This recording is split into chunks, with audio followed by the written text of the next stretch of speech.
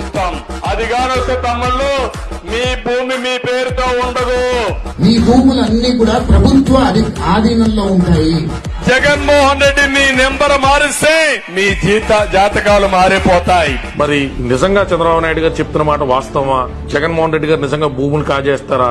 Is it possible? నిజంగా ఎవరైనా ముఖ్యమంత్రి భూములన్నీ తీసుకుని అమ్మేసుకోవడం, మార్కెట్ చేసుకోవడం చేయగలరా? 2019లోనే ఇక్కడ పెడుతున్నాను నేను.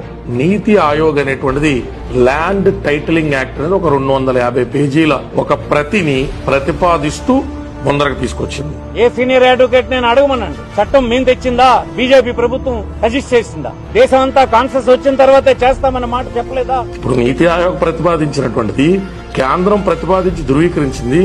జగన్మోహన్ రెడ్డి గారు రేపు చంద్రబాబు నాయుడు గారు వచ్చినా కూడా దాన్ని అమలు చేయాల్సిందే కదా. బ్రిటిషర్స్ సర్వే చేసినప్పుడు చుక్కల భూములను నిలిచిపెట్టినటువంటి